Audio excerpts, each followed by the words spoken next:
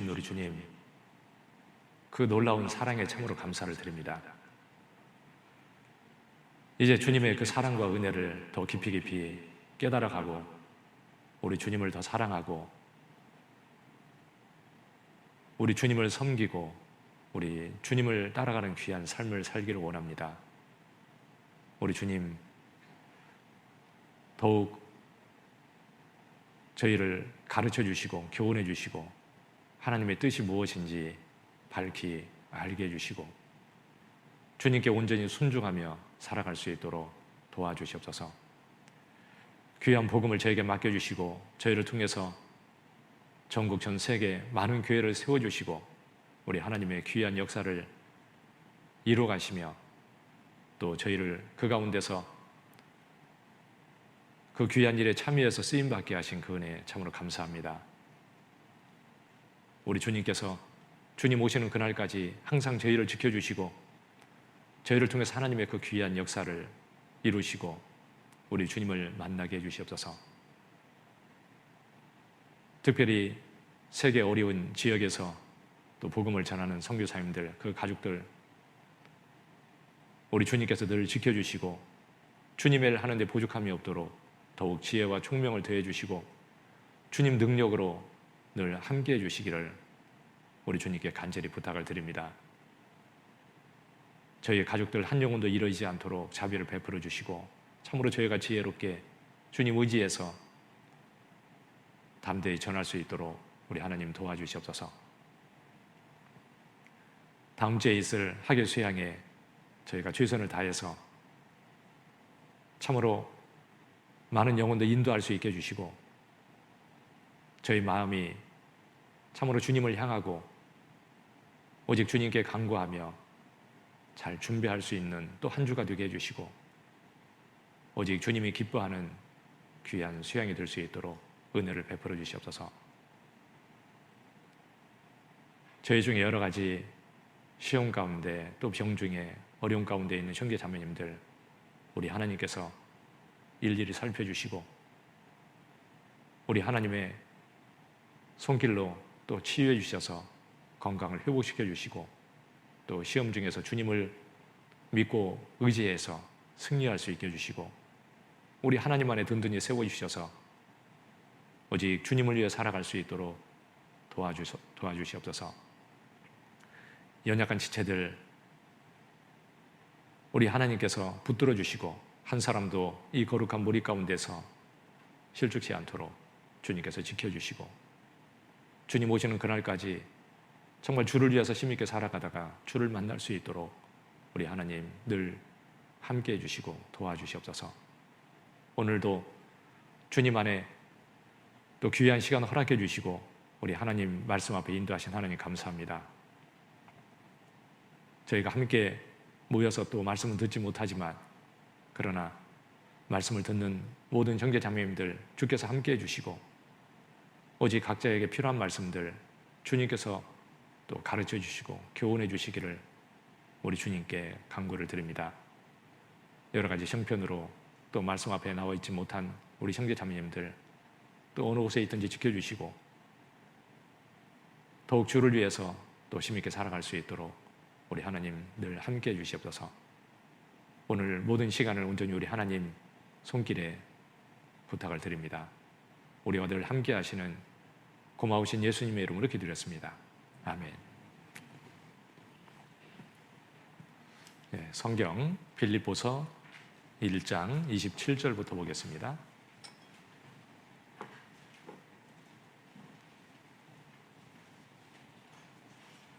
빌립보서 1장 27절이요. 27절부터 30절까지요. 제가 읽도록 하겠습니다. 오직 너희는 그리스도 복음에 합당하게 생활하라. 이는 내가 너희를 가보나 떠나 있으나 너희가 일심으로 서서 한 뜻으로 복음의 신앙을 위하여 협력하는 것과 아무 일에든지 대적하는 자를 인하여 두려워하지 아니하는 이 일을 듣고자 함이라. 이것이 저희에게는 멸망의 빈거요 너희에게는 구원의 빈거니 이는 하나님께로부터 난 것이니라. 그리스도를 위하여 너희에게 은혜를 주신 것은 다만 그를 믿을 뿐 아니라 또한 그를 위하여 고난도 받게 하심이라. 너희에게도 같은 싸움이 있으니 너희가 내 안에서 본 바요 이제도 내 안에서 듣는 바니라. 예.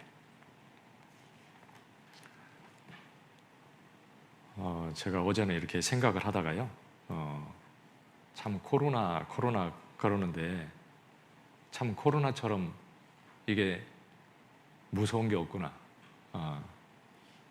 그리스도인들에게도 이것보다 더 정말 심각한 일이 없다, 이런 생각이 들었습니다. 사실은 코로나 자체가 무서운 게 아니라 이 세상이 이렇게 자유스럽지 못하고 통제가 되고 복음을 전하기가 힘들고 이런 게 참 문제라는 생각이 들었어요. 마지막 때가 되면 될수록 모이기를 힘쓰라 그랬잖아요. 초대교회 당시에 얼마나 모이기를 힘썼습니까? 그리고 하나님의 일이 이루어졌는데 지금은 딱 그것을 딱 못하게 막잖아요. 그러죠? 같이 밥을 먹을 수가 없어요. 같이 음식을 나누고 같이 복음을 전하는 것 자체가 이게 막혀져 있잖아요. 그러니까 그리스도인에게는 이것보다 심각한 일이 사실은 없다, 이런 생각이 들었습니다. 서양 사람에게도 사실은 그리스도인들이 없는 세상은 있으나 마나한 세상이에요. 그리스도인이 없는 세상에 무슨 존재할 가치가 있어요. 그러죠? 그리스도인이 사라지면 이 세상은 그냥 끝나버려요. 그러니까 그리스도인이 없는 세상은 상상할 수가 없는 거예요, 세상에서. 그런데 그리스도인의 정말 할 일을 하지 못한다는 것보다 더 심각한 세상은 없는 것인데, 그런데 우리는 지금 그것이 제약을 받고 있으니까 참 이것보다 더 심각한 일이 없구나, 이런 생각이 듭니다. 그러면서 무슨 생각이 들었냐면, 초대교회에도 정말 이 복음을 전하기 위해서 기도했는데 우리가 이걸 정말 기도를 해야 되는 거구나, 이런 생각이 들었습니다. 그냥 코로나니까 우리가 이렇게 사는 것이 당연한 것이 아니라, 하나님, 우리에게 정말 복음을 전하고 주님의 일을 할 수 있도록 도와달라고 기도하는 것이 그게 당연하잖아요. 우리는 주님의 일을 하게 해달라고 기도하는 것이 그게 기도의 핵심이잖아요. 예수님도 이 땅에 오셔서 하나님의 뜻을 이루기 위해서 그걸 위해서 기도했고, 우리도 지금도 하나님의 뜻을 이루기 위해서 기도하는 건데, 그것을 할 수 있도록 하나님 도와주십시오. 그리스도인들의 그 기도가 꼭 필요하다는 생각이 들고요. 그렇게 기도해야 되겠습니다. 코로나는 어떻게 하여튼 끝날지 우리가 알 수는 없지만, 그러나 모든 것들이 어떻게든지 빨리 정리되고 우리가 모이기를 힘쓰고 같이 정말 복음을 전하고 할 수 있는 그 기회를 주시기를 우리가 기도하면 하나님이 그 기회를 주실 거라고 생각해요. 그리고 언젠가 주님이 이제 일을 끝내면 주님이 오실 것이고 우리는 주님 앞에 가게 될 겁니다. 그날이 얼마인지 우리는 그 시간은 알지 못하지만 아주 가깝다는 것을 알 수 있어요. 너희가 이런 일을 보거든 주님이 문 밖에 이른 줄 알라. 주님이 문 밖에 문고리를 잡고 계셔요. 지금 우리는 그런 시대를 살고 있어요. 얼마 전까지만 해도 지구는 앞으로 몇십 년 못 간다, 50년 이상은 절대 못 갈 것이다, 2000년대 들어와서 그렇게 얘기했습니다. 그래서 2050년 과학자들이 연구해서 이 지구의 멸망이 언제 될 거냐, 2050년 되면 소망 없다, 더 이상은 못 살 거다, 이렇게 생각을 하고 어떻게든지 그것을 벗어날 수 있도록 우리가 노력해보자고 세계가 모여서 이렇게 노력하는 겁니다. 그래서 자동차도 이제 휘발유차 다 없애버리자. 그래서 우리나라도 2030년부터는 전기차만 나오지 이제 기름 넣고 다니는 자동차가 생산이 안 됩니다. 우리나라뿐만 아니라 세계가 살기 위해서요. 이제 노력하는 거예요. 그런데 올해 아주 코로나보다 사실은요, 자연의 재앙이 훨씬 더 심각해요. 그런데 온도가요, 말이 50도지요. 50도까지 올라가요. 쇠덩이가 갖다 놓으면 50도면 손을 댈 수 없습니다. 대버릴 거예요. 그러죠? 자동차 요새 뭐 30m 올라가도 자동차 밖에 세워놨다 그렇게 운전하려면 손이 뜨거워서 핸들을 잡기가 힘들어요. 50도가 올라오면 어떻게 되겠습니까? 그냥 불을 질러줘도 나는데 불이 나가지고 너무 뜨거우니까 불이 난대요. 그래서 온 세계가 난리였습니다. 불이 나고 막 폭우가 쏟아지고. 그래서 사람이 도저히 견딜 수 없는 날짜가 예전에는 며칠이었는데 지금은 아주 7일, 8일, 1년이면 이렇게 늘어났다는 거예요. 그렇게 너무 며칠 늘어났는데 이제 사람들이 그렇게 생각하는 거예요. 그런데 뭐라고 하냐면 며칠이 아니라 몇 배가 늘어난다래. 그것은 우리는 며칠을 생각하는 거예요. 그런데 그게 아니고 퍼센트로 따지면 몇 100%가 증가한 거다 그 말이에요. 심각한 것을 사람들이 인식을 못하는 거예요. 그래서 지금 뭐라고 하냐면 2040년에는 온도가 올라가서 사람이 재앙이 심해져 가지고 살지 못하는 세상이 올 거라고 2040년까지 낮췄어요. 이제 우리나라는요 온도가 굉장히 안 올라가는 나라였어요. 그런데 최근 몇십 년 사이에 0.9도가 올라갔어요. 우리나라가 몇십 년 사이에. 그러니까 굉장히 급속도로 지금 막 올라갔잖아요. 사람들이 그 자연의 재앙에 대해서 아직은 무서운지를 모르는데, 그런데 그게 문제가 아니고 우리는 성경에 기록된 말씀이 우리 눈앞에서 펼쳐지고 있다는 거예요. 그리고 서양 사람이 뭐라고 하냐면 이게 지구는 이제 종말이 오고 있다. 세상 끝이다. 그리스도인이 그렇게 얘기하는 것이 아니라 세상 사람들이 그렇게 얘기하는 세상을 우리가 지금 살고 있는 거예요. 우리는 어떻게 생각해야 되겠습니까? 진짜 주님이 문고리 잡고 있는 게 틀림없어요. 언제 오실지 모르는데 진짜 우리가 정말 자유스럽게 복음을 한번 전하고 갈 수 있을지, 그냥 갈지, 진짜 그런 세상 아닙니까? 우리 자신을 좀 더 이렇게 깊이 생각하고 그냥 안일하게 생각하는 이런 생각들은요 정말 그 생각들을 정리해야 돼요. 그리고 더 정신을 차리고 우리가 살다가 주님 만나야지. 이 주님 오실 때 이제 얼마 안 남았는데 그냥 생각 없이 세상에 마음이 있어가지고 아직도 그러고 있다면요 너무너무 정말 둔한 거잖아요. 그러죠? 너무 마음이 둔한 거예요. 그래서 생각을 이렇게 깊이 해야 돼요. 맨날 마지막 되고 주님 오신다고 그러는데 그게 아니고요. 진짜 임박한 시대를 살고 있는데 그것을 마음에 더 깊이 생각해야 되겠습니다. 요새 욥기 읽고 있는데 어제 욥이 언제 사람이냐고 누가 물어보더라고요. 욥기 이 성경에 보면은요 역사서가 있습니다. 역사서. 역사서는 이렇게 순서대로 이렇게 쭉 앞에 나오기 때문에 이제 우리가 에스라, 느헤미야, 에스더 거기까지가 역사서예요. 그러고 나서 이제 우리가 욥기, 시편, 잠언, 전도서, 아가서 이런 것들은요 이게 경험서예요. 경험서. 그러니까 실제 생활하면서 경험했던 것들을 얘기하는, 그러니까 간증이라고 할 수 있는 거죠. 그것은 역사하고 상관없어요. 그런데 이제 우리가 전도집회 때 늘 듣는 게 아담부터 시작해서 아브라함 때까지 한 시대다. 2000년 이렇게 생각한다고 그러잖아요. 아브라함부터 예수님까지는 2000년. 예수님부터 지금 우리 시대가 약 2000년.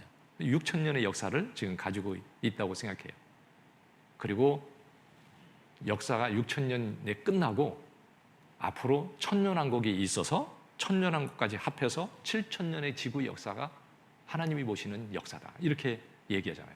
대부분의 그리스도인들이 구원받고 이 세상 하나님이 말하는 역사에 대해서 이렇게 생각하는 거듭난 그리스도인들이 보는 그것은 우리하고 똑같습니다.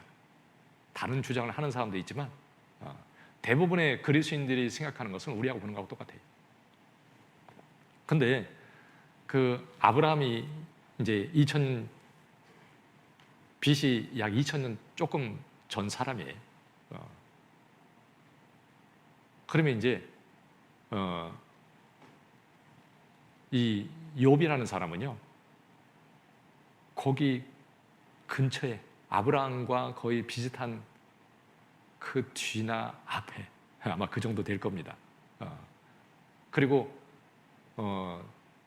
다윗은 BC 약 1000년 사람이에요. 1000년. 그러니까 아브라함과 예수님 사이 거의 중간에 다윗이 그때 태어났죠. 그리고 아브라함과 다윗의 중간 약 500년, BC 1500년 정도에 모세가 태어났어요. 그러니까 창세기는 언제 기록됐냐면 모세가 기록했으니까 BC 약 1460년 정도, 5, 60년 정도 그때 기록했을 거라고 이렇게 얘기하는 거죠. 욥기는 그보다도 훨씬 이전, 욥이 그 이전 사람이니까 굉장히 오래전에 이 욥기는 이야기는요, 그 오래전 이야기예요. 그러니까 성경에서 이제 가장 오래된 성경하면 창세기도 있지만 욥기도 그렇게 오래된 거예요. 그러니까 이제 그 시대를 이렇게 생각하고 이렇게 이제 이렇게 보면은 더 좋을 것 같고요. 오늘은 이제 빌립보서에 대해서, 빌립보서 1장에 대해서 이제 한번 배우려고 하는데, 빌립보 지역은 아시아와 유럽 이렇게 거의 이렇게 경계선에 있는 유럽에 있는 도시죠. 그래서 터키가 아시아에 이제 아시아인데 그 터키에서 유럽으로 건너가면 첫 번째 이제 그 마게도니아 지역하고 이렇게 붙어 있죠. 바다를 바라보고 이제 유럽과 이렇게 있는데 그 빌립보 지역은 이제 유럽 쪽인데 그 바울이 아시아에서 복음을 전하려고 하는데 그게 잘 되지 않았어요. 하나님이 막으셨다고 돼 있죠. 그리고 그가 이제 유럽 쪽에 마게도니아 지역에서 건너오라는 그런 환상을 보고 건너가서 빌립보 지역에 갔는데 빌립보 지역에서 이제 그 지역에는 유대인들이 많이 살지 않은 모양이에요. 그 당시에. 그래서 유대인 회당이 없었기 때문에 기도처를 찾아다니다가 강가에서 그 모여있는 여자들을 봤는데 그 여자들에게 하나님 말씀을 전해서 그때 누디아라는 여자가 구원을 받았어요. 누디아 가족이 구원을 받고 그리고 간수장이 구원을 받고 가족들이 구원을 받고 그래서 생긴 교회가 빌립보 교회예요. 그래서 유럽 지역에 첫 번째 생긴 교회죠. 그리고 이제 데살로니가 그다음에 저 고린도니 그 정말 유럽의 교회가 세워지고 복음이 전해지는 그 일에 정말 함께해서 복음을 전하는데 희생하고 수고하고 살았던 그 교회가 빌립보 교회예요. 첫 번째 유럽에서 구원받은 세워진 교회이지만 또 그리고 첫 번째 교회로서 참 그 바울을 정말 진정으로 돕고 정말 잘 살았던 그런 교회죠. 그래서 바울이 로마에 가서 옥중에서 이렇게 복음을 전할 때에도 빌립보 교회가 헌금을 해가지고 바울을 도와주고 또 에바브로드가 또 그 헌금하면 그걸 가지고 가서 전해주고 소식을 전해주고 그러다가 에바브로드가 거기서 병이 들어서 죽게 되었는데 그래도 자기의 목숨을 돌아보지 않고 정말 그 하나님 주님의 일을 위해서 힘을 썼다고 성경에 그렇게 되어 있습니다. 바울이 얼마나 고맙고 감사했겠어요.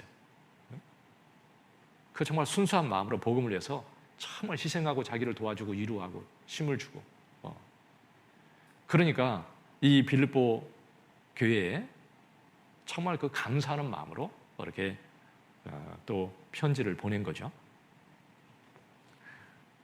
그런데 이제 여기 읽은 이 말씀에서는 정말 바울이 복음에 합당하게 살아라. 바울이 사랑하는 빌립보 형제 자매들에게 더욱 주님 안에서 잘 살기를 얼마나 간절히 바랐겠어요. 그 정말 그래서 또 권면하는 또 말씀이라고 이렇게 생각이 됩니다. 그래서 27절에 보면 오직 너희는 그리스도의 복음에 합당하게 생활하라. 성경에 보면 합당하게 살라 이런 말씀이 많이 있죠. 그리스도인으로서 이제 이렇게 합당하게 살아야 되는 거죠. 뭐든지 어울리는 게 있어요.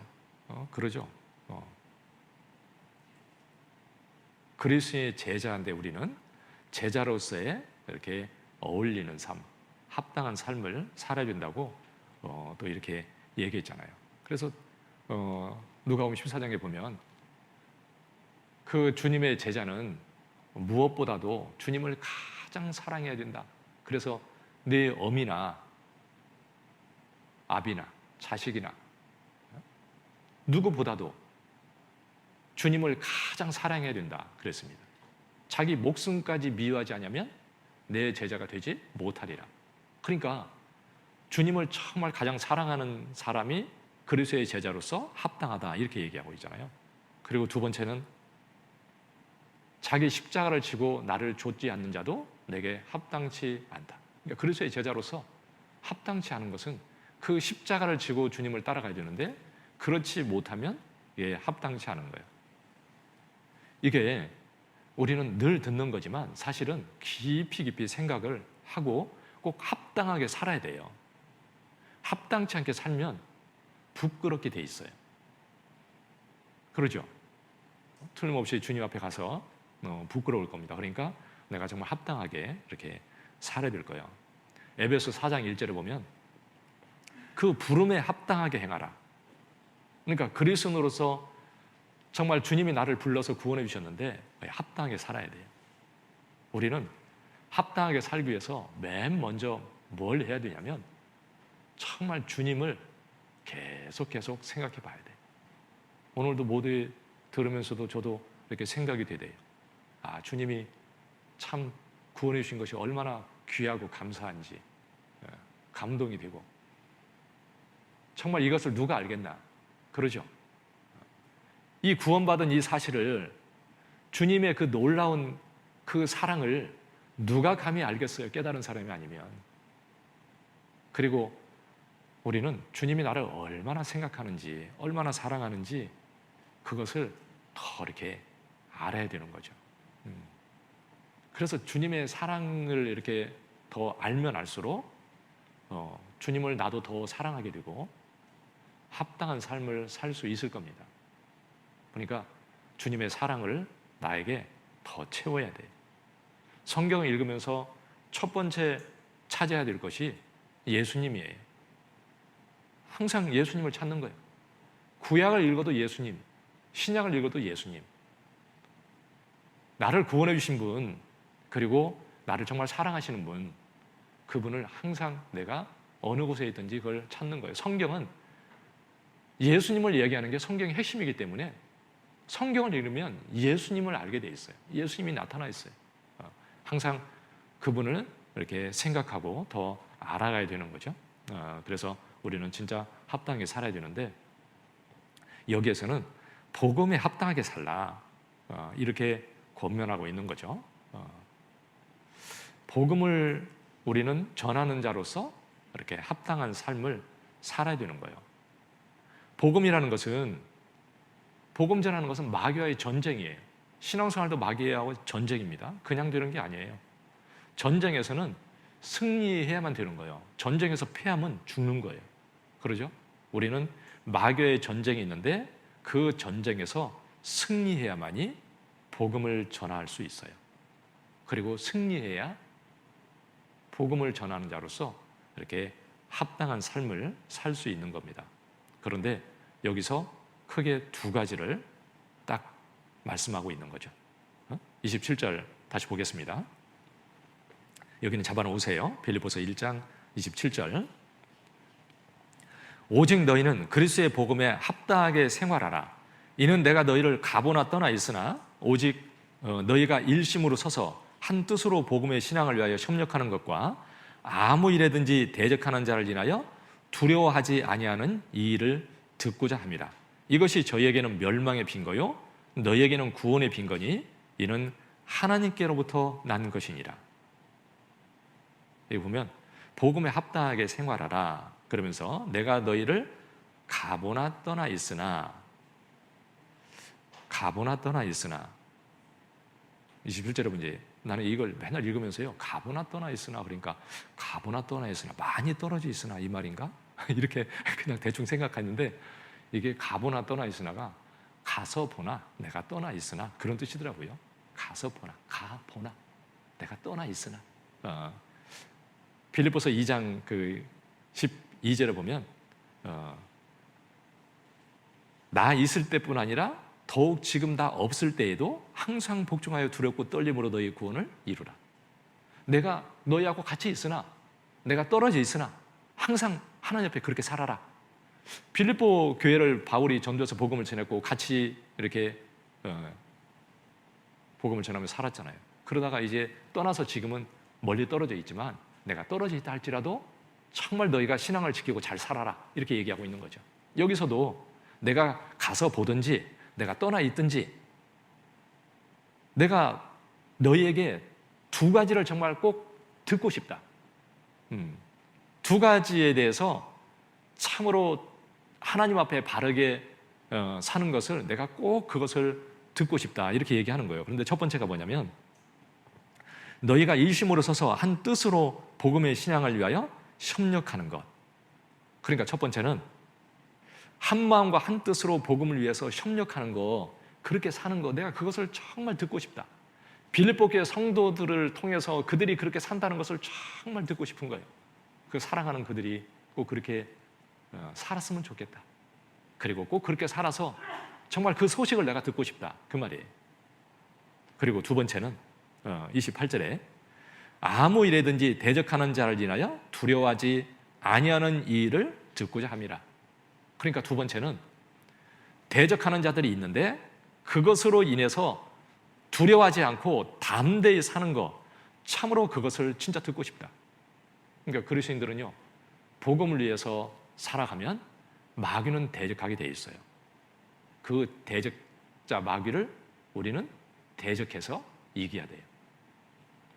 그러니까 그 대적자들을 인해서 두려워하지 않는 거, 그 두 가지를 정말 내가 그 소식을 꼭 듣고 싶다. 꼭 그렇게 살기를 정말 원한다. 마귀는 그러면 뭐라고 할까요? 마귀는 꼭 반대로 하기를 원하죠. 그러죠? 그러니까 마귀는 마음이 흩어지고 합력하지 않고, 그래서 복음을 잘 못 전하고, 그렇게 마귀는 되기를 원하고 그렇게 역사할 거예요. 그러죠?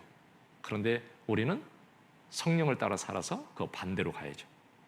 그리고 마귀는 여러 가지 어려운 일들, 막 두려운 일들을 만들어가지고 그리스도인들이 두려워하고 그래서 복음을 못 전하도록 그렇게 하는 거죠. 그런데 우리는 하나님을 믿고 담대해야 되는 거죠. 그렇게 살기를 주님이 정말 원하는 거예요. 뭐 빌립보 교회뿐만 아니라 주님이 오늘날 이 땅에 살고 있는 우리 그리스도인들에게도 생활 중에 이 두 가지를 보기를 정말 원하실 겁니다. 우리도 그렇게 살아야 되는 거죠.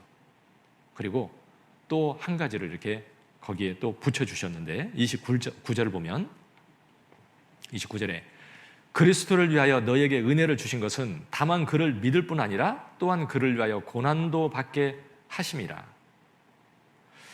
여기 보면 주님이 우리를 구원해 주셨잖아요. 얼마나 많은 고난을 통해서 구원해 주셨습니까? 주님이 이 땅에 오셔서. 그런데 우리를 구원해 주신 것은 주님을 위해서 고난받게 하기 위해서 우리를 구원해 주셨다, 이렇게 얘기하고 있습니다. 우리를 구원해 주신 목적 중에 하나가 뭐냐면 주님을 위해서 고난받으라고 구원해 주신 거예요. 그러면 주님을 위해서 고난을 안 받으면 나를 구원해 주신 목적하고는 안 맞는 거죠. 여러분, 그리스도인들이 그러니까 주님을 위해서 나도 고난받고 사는 것이 그게 구원의 목적하고 부합이 되는 거예요. 그렇게 살아야 마땅한 거예요. 그래서 그리스도인에게는 주님을 위해서 받는 고난이 반드시 있어요. 우리는 우리의 고난을 통해서 하나님의 뜻을 이루고, 그리고 우리에게는 하나님께서 영광으로 갚아주시는 것이 하나님의 뜻이에요. 그러니까 우리는 고난의 의미를 갖다가 마음에 깊이 새겨야 돼요. 그래서 오늘은 이 세 가지를 생각을 해보려고 합니다. 그래서 첫 번째는 한 마음과 한 뜻으로 복음을 위해서 협력하라 이렇게 말씀하고 있어요. 초대교회는 정말 마음이 한 뜻으로 정말 모아져서 오직 복음을 위해서 합력하고 희생하고 살았기 때문에 복음이 불길처럼 전해졌어요. 사도행전 2장 46절이요. 사도행전 2장 46절.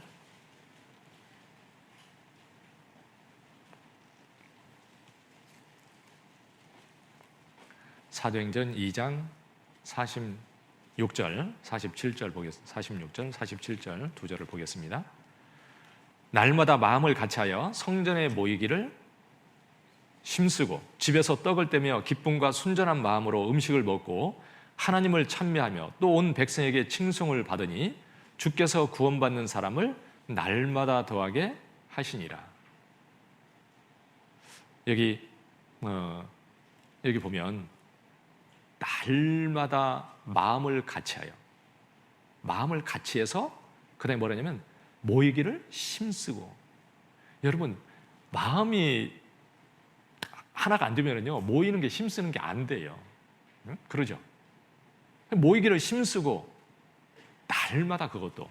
그러니까 항상 정말 마음을 같이해서 함께 모이고 그래서 같이 교제하고 기도하고 같이 복음을 전하고 그러니까 구원받는 사람을 날마다 더하게 하시니라.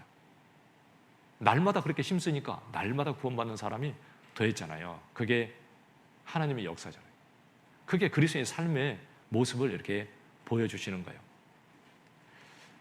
그 마음을 같이 해서 날마다 모이기를 힘쓰고 기쁨과 순전한 마음으로 음식을 먹고, 정말 순전한 마음으로 기쁘고 그리고 순전한 마음으로 음식을 먹었다는 것은 개인적인 무슨 뭐 생각이나 개인의 무슨 그런 이권이나 그런 것이 아니라 오직 정말 주님을 위해서, 그 복음을 위해서 오직 거기에 마음이 거기에 있고 그걸 위해서 마음이 하나가 되고 합해지고 그런 거죠. 거기에 무슨 인간적인 거 그런 것이 들어갈 수가 있어요. 그런 마음으로 정말 하나 되어서 복음을 전하니까 진짜 주님이 역사한 거예요. 세상에 교회라는 곳은 많이 있지만 사실은요 세상의 교회는 그런 마음으로 그렇게 살 수가 없어요. 그러죠? 그런데 구원받은 그리스도인들은 정말 그야말로 진짜 순수한 마음으로 복음만을 위해서 정말 그걸 위해서 애쓰고 수고하고 진짜 그러지 않습니까? 제가 봐도요 저희 교회 저희 교회처럼 그런 모습으로 진짜 순수한 마음으로 복음만을 위해서 수고하고 그렇게 살아가는 교회는 제가 봐도요 정말 찾기 힘들 정도로 적어요. 그건 틀림없어요. 그리고 하나님이요 정말 모든 것을 계획하시고 저희 교회를 통해서도 정말 놀랍게 역사하고 있는 것을 보는데, 그것은 복음을 해서 그렇게 마음이 하나 돼서 수고하고 살고 있기 때문에 주님이 저희 교회를 통해서 역사하는 거예요. 부족하고 사람이 육신이기 때문에 또 힘들 때도 있고 하지만 그러나 중심에 진짜 그 마음은 오직 복음을 위해서 진짜 하나 되어 있는 거예요. 그리고 정말 희생하고 살지 않습니까? 그리고 이 마지막 때에 진짜 하나님이 귀하게 쓰고 있잖아요. 저는 정말 그 하나님 앞에 감사하는 게 이 마지막 때에 깨어서 복음을 해서 살고 있는 이 주님이 함께하는 교회 가운데서 주님을 위해서 살 수 있다는 것이 진짜 복이라고 생각해요. 그것보다 더 큰 복이 어디 있겠어요, 하나님 앞에. 그 가운데서 나도 정말 마음을 합하고 나도 정말 그걸 위해서 합력하고 나도 내 할 일을 하는 것이 그것보다 더 복이 있는 게 어디 있겠습니까? 참 그 그리스도인들이 참 행복한 게 뭐냐면요 항상 할 일이 있어요. 할 일이 많아요? 할 일이 적어요? 어떤 사람은 그래요. 할 일이 없어요. 할 일이 없는 게 아니라 할 일이 너무 많은데 내 할 일을 지금 생각을 못해서 그런 거예요. 참 그리스도인이 좋은 게 나이가 먹어도요 할 일이 있어요. 연세가 아무리 많아도 내일 모레 죽는다 할지라도 오늘까지 할 일이 있어 내가. 그러죠? 정말 이 복음을 전하고 주님을 정말 내가 사람들한테 주님을 알게 하고, 그리고 구원받은 성도들에게 나와 함께 하시는 주님에 대해서 내가 간증할 수 있고, 연약한 형제들을 위해서 내가 기도할 수 있고, 할 일을 나는 언제든지 어느 곳에 있든지 항상 할 수 있어요. 주님을 위해서. 그러죠? 그러니까 나이 먹어도요 할 일이 있기 때문에 바빠요. 그리고 너무 감사해. 할 일이 있으니까. 수양사랑 갖다 보세요. 뭐 열심히 그래도 뭔가 하다가 이제 나이 들어가지고 정년퇴직하면 아이고 처음에는 이제 시간도 많은데 내가 여유 있게 잘 살아봐야지. 그래서 퇴직하고 나서 한 달 동안은 무등산을 열심히 다 했는데 한 달 지나니까 무등산도 지겨워 이제. 이게 무슨 낙으로 살지? 재미없잖아요. 그러죠? 근데 그리스도인들은 진짜 할 일이 많아. 항상 있어요. 내가 주님 앞에 기도하고 할 일이 얼마나 많은지 몰라. 정말 주님의 몸된 계획 가운데 내가 있고 그 가운데서 진짜 복음을 내서 합력하고 그렇게 살아야 되는 거예요. 그래서 하나님이 뭐라 하냐면 하나가 되라. 그랬잖아요. 예수님이 요한복음 17장에 그 제자들을 위해서 길게 기도했어요. 그 요한복음 17장은 예수님이 직접 기도한 내용인데, 물론 다른 내용도 있지만 대부분의 기도는 정말 구원받은 주님의 제자들에게 그들을 위해서 기도하는 내용이에요. 요한복음 17장 21절이요. 요한복음 17장 21절, 21절, 22절.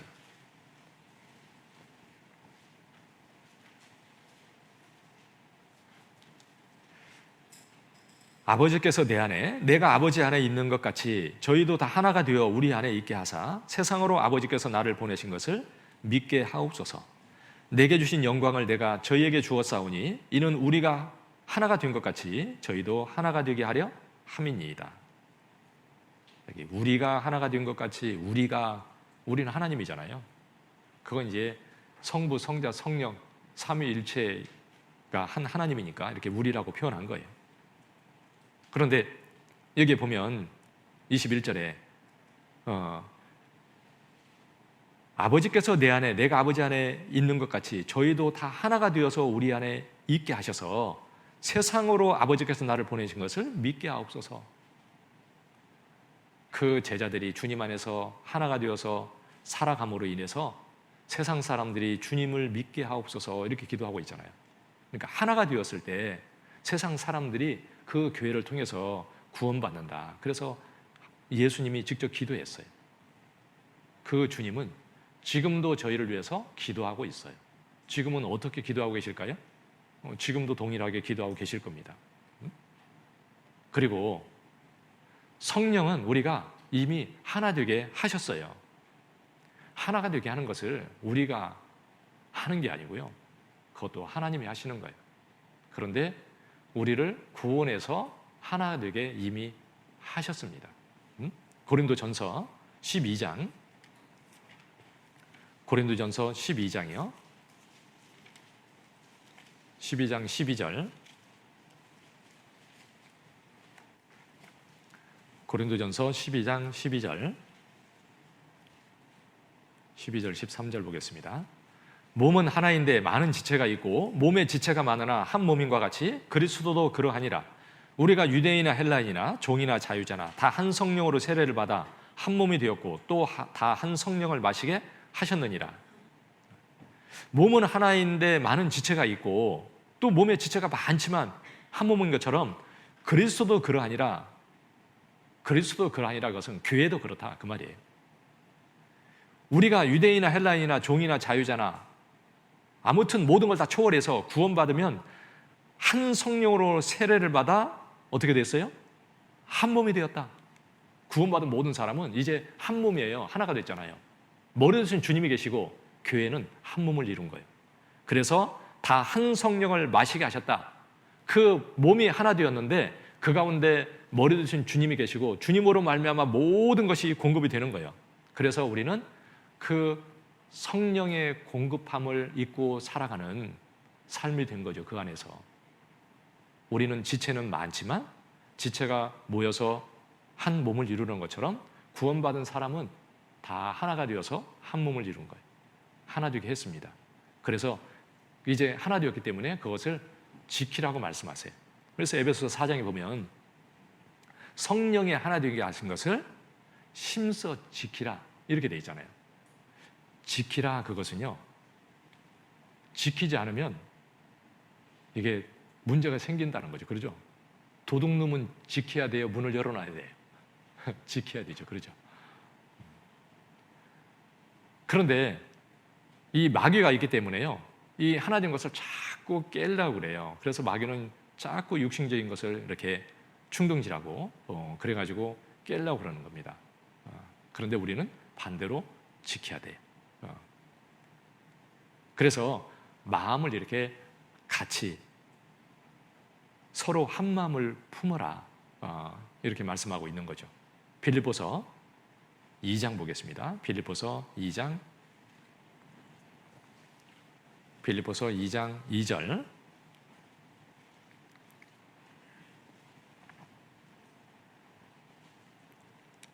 마음을 같이하여 같은 사랑을 가지고 뜻을 합하며 한 마음을 품어 아무 일에든지 다툼이나 허용으로 하지 말고 오직 겸손한 마음으로 각각 자기보다 남을 낮게 여기고. 여기 마음을 같이하여, 우리는 주님 안에서 복음을 전하는데 거기에 이렇게 목표를 두고 마음을 거기에 맞춰서 이렇게 하나 되게 해야 돼요. 뜻을 합하고 한 마음을 품어라. 그래서 복음에서 뭘 하겠다고 이렇게 같이 결정을 하면 거기에 마음을 이렇게 합하는 거예요. 이번에도 해외에 있는 우리 형제 자매님들을 도웁시다. 그러면 그렇게 이제 우리가 도와야 되잖아요. 그러면 거기에 나도 마음을 집어넣어서 같은 마음으로 이렇게 참여해서 같이 하고, 하교 수양에도 복음을 전하는 일이 있으면 나도 거기에 마음을 같이 해서 나도 같이 기도하고 내가 할 것들을 나도 하고 같이 하는 거예요. 같이 모든 걸 같이. 그래서 뜻을 자꾸 합하고 한 마음을 품어라, 그랬죠.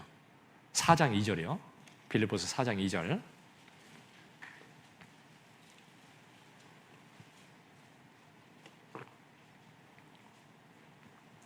내가 유오디아를 권하고 순도계를 권하노니 주 안에서 같은 마음을 품으라.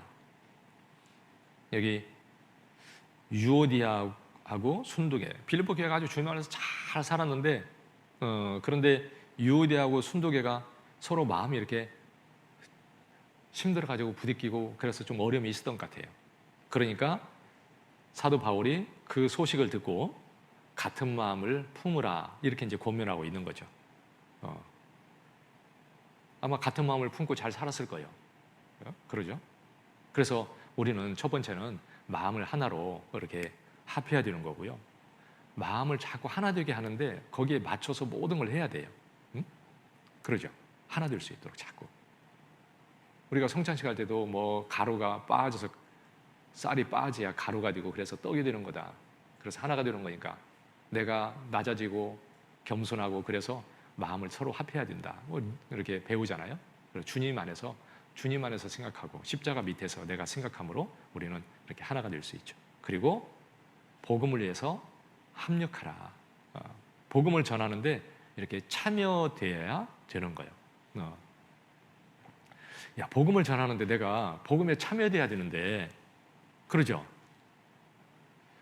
그런데 복음을 전하는데 참여되는 것 중에 첫 번째는 복음을 위해서 나도 함께 기도하는 거죠. 기도하는 게, 함께 기도하는 게 그게 아주 중요하다고 생각이 됩니다. 학교 수양회 때 이렇게 같이 복음을 전하면요, 이 복음의 역사가 크게 일어나는 게 뭐냐면 함께 정말 기도하기 때문이에요. 그렇죠? 마음에 온통 그냥 거기에 다른 거 생각할 그게 없어요. 오직 복음을 전하는데 마음에 그냥 딱 집중되어 있어요. 그리고 그걸 위해서 같이 기도하고. 그게 하나님이 역사하는 거 아니겠어요? 마가복음 9장에 보면은요, 그 아들이 이제 귀신 들려서 제자들한테 이렇게 부탁을 했는데 제자들이 그걸 쫓아내지 못했어요. 예수님이 오셔가지고 이제 예수님이 쫓아냈죠. 그러니까 나중에 조용할 때 제자들이 물어봤어요. 아니, 우리는 왜 그것을 못했습니까? 이렇게 물어보니까 예수님이 그때 하신 말씀이 기도 외에 다른 것으로는 이런 교가 나갈 수 없느니라. 왜 못했다는 거예요? 기도하지 않았다는 거죠. 그러니까 처음에는 아마 기도도 하고 그러면서 귀신도 쫓아내고 막 능력을 행했는데 이게 이제 자기 경험이 된 거죠. 아, 이렇게 하면 되는 거구나. 그러니까 자기 경험을 믿고 했지 하나님의 능력을 믿어야 되는데 그걸 의지하지 않은 거예요. 너 기도 외에는 이런 데가 나갈 수 없다? 또 기도했어야지. 그러니까 우리는 하나님 앞에 기도하는 것이 중요한데 그것을 생각을 너무 깊이 이렇게 못하는 거예요.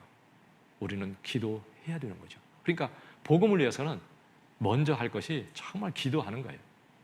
골로새서 뒤에 조금 넘어오시면 골로새서 4장 3절 4절이요.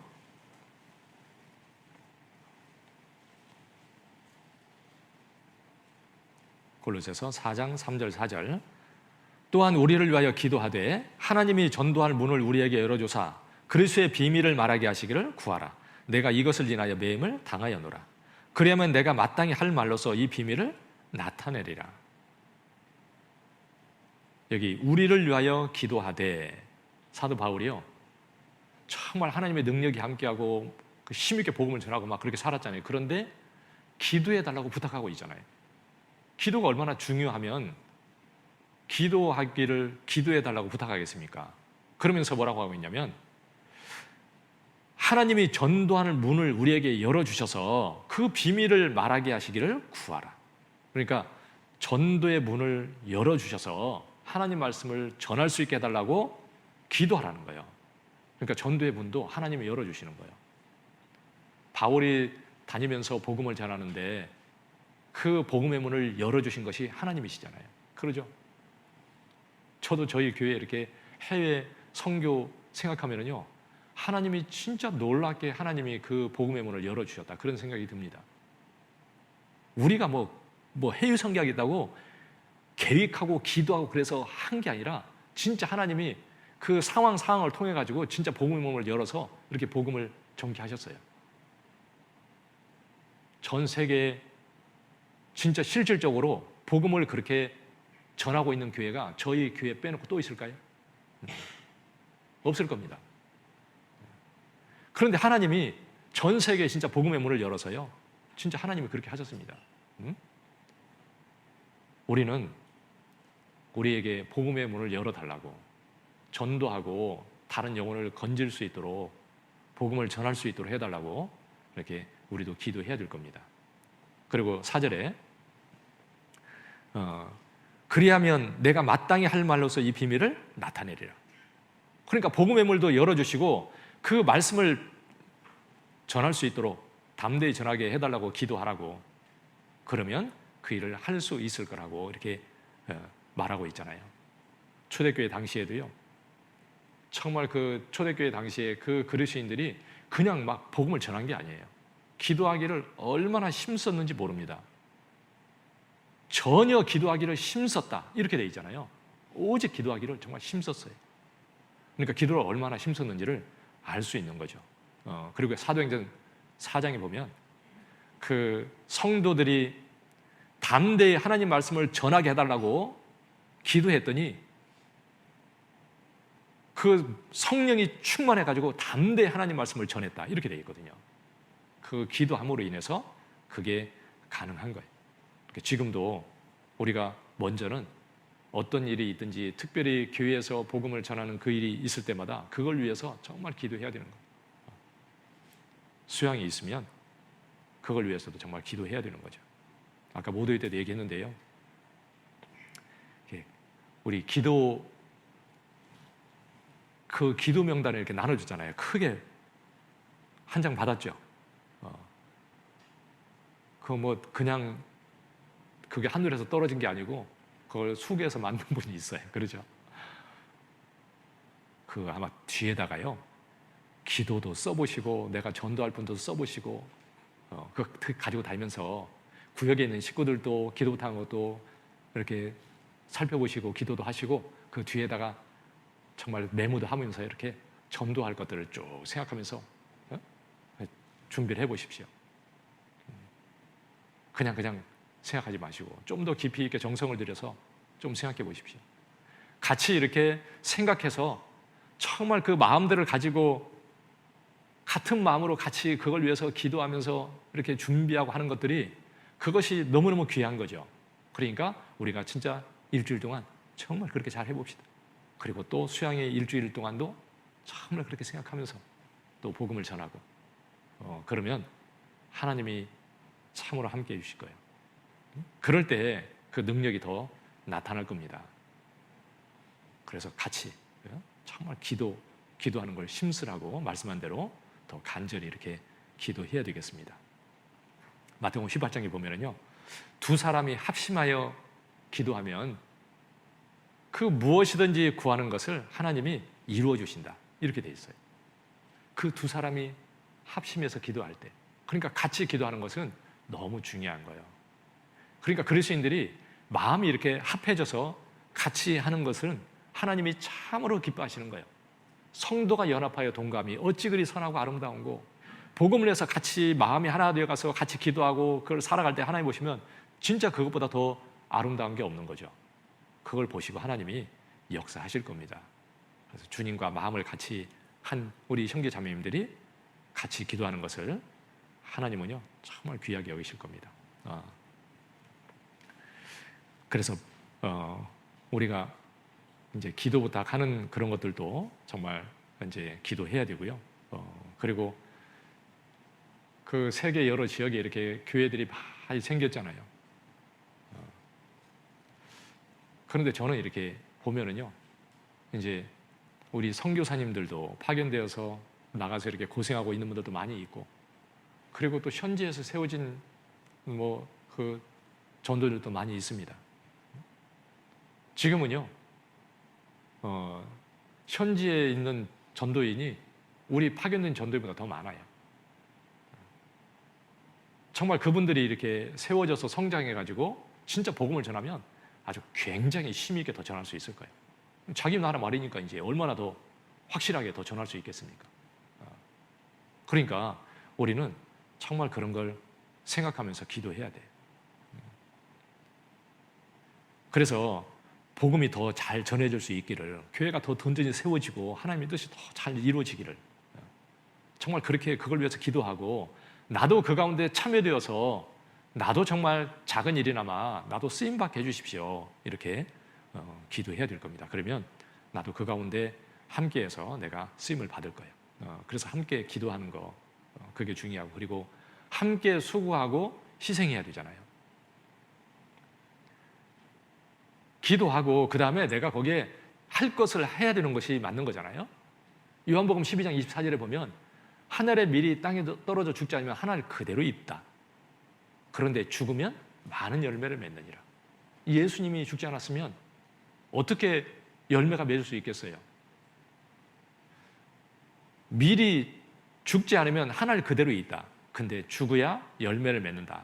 그러니까 희생하는 사람을 통해서 복음이 전해지고 하나님의 역사가 이루어지니까 우리는 정말 희생해야 돼요.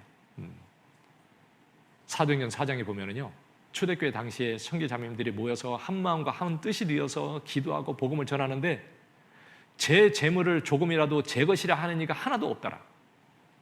아니요, 자기 재산을 다 사도 앞에 갖다 놓고 그걸 서로 나눠주면서 그걸 가지고 복음을 해서 막 같이 살았어요. 자기 것을 자기 것이라고 하는 이가 하나도 없더라. 진짜 대단하죠? 그렇게 사는데 복음이 얼마나 힘있게 전해지겠어요? 그거 정말 희생하는 그걸 통해서 예루살렘부터 시작해서 저 노마까지 복음이 힘있게 전해졌습니다. 그 노마를 통해서 또 거기서부터 시작해서 전 세계에 복음이 전해졌어요. 우리에게까지 그 복음이 왔잖아요. 그 희생을 통해서 우리에게까지 온 겁니다. 앞서간 많은 그리스도인들의 희생이 지금 우리에게까지 와서 우리가 구원을 받은 거고요. 우리도 그들을 본받아서 우리도 정말 희생하고 살아갈 때에 하나님의 큰 역사가 틀림없이 이루어질 거예요. 고린도전서 9장이요. 고린도전서 9장 19절,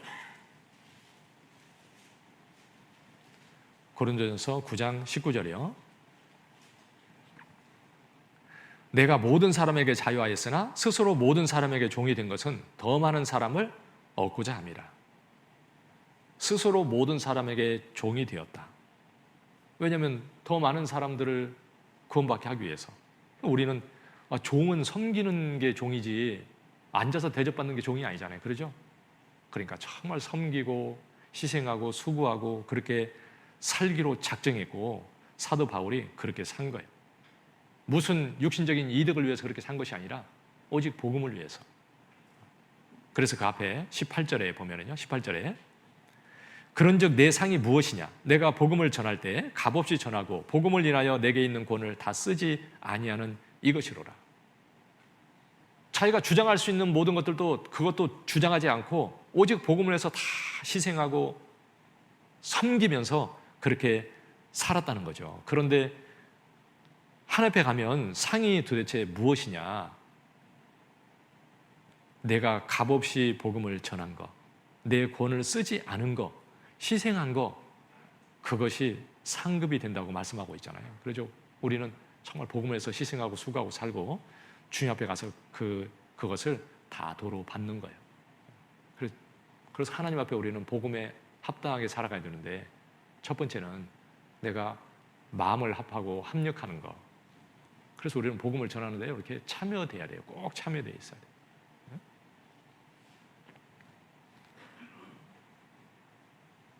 집회를 하든 관심이 있고 거기에 마음도 같이 하고 내가 희생도 해야 되고요. 해외에 복음이 전해지고 있는데 난 거기에 이렇게 참여돼 있어야 돼.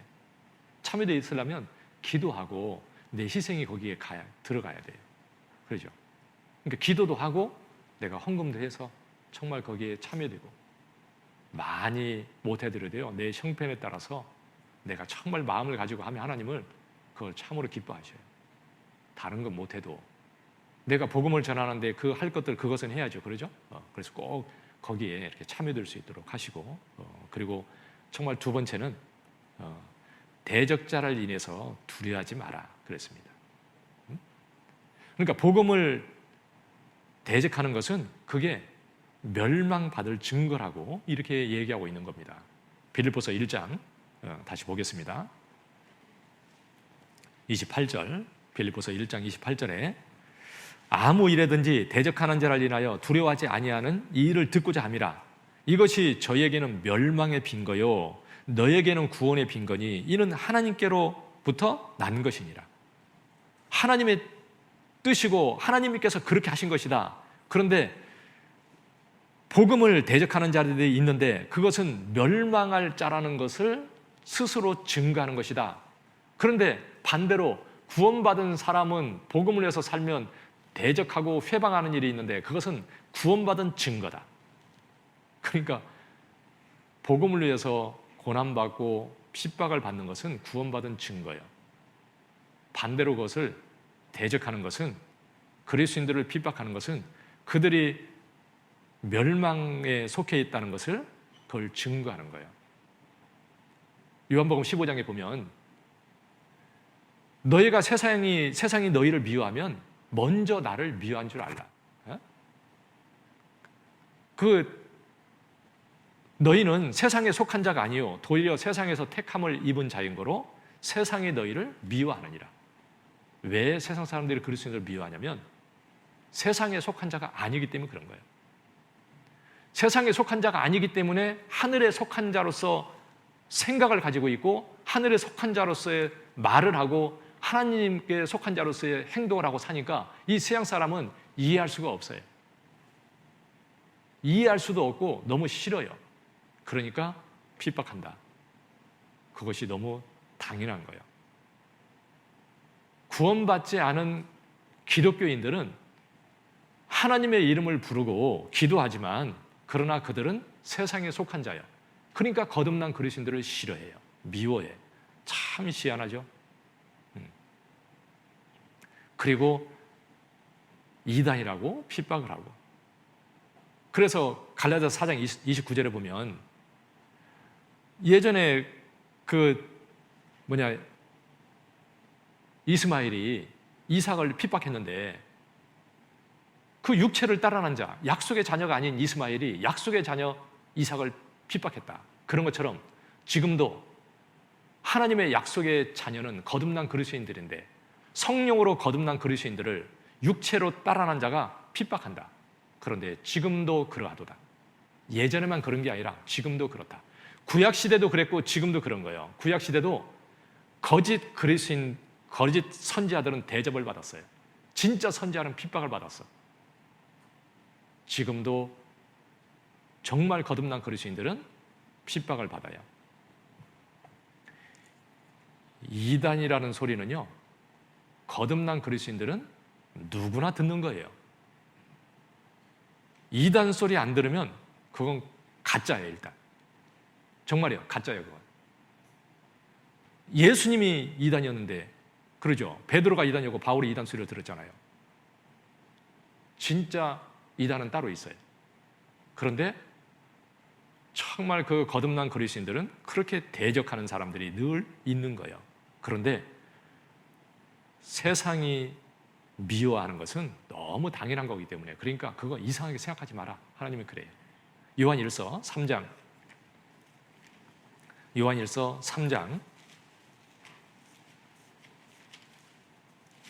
13절,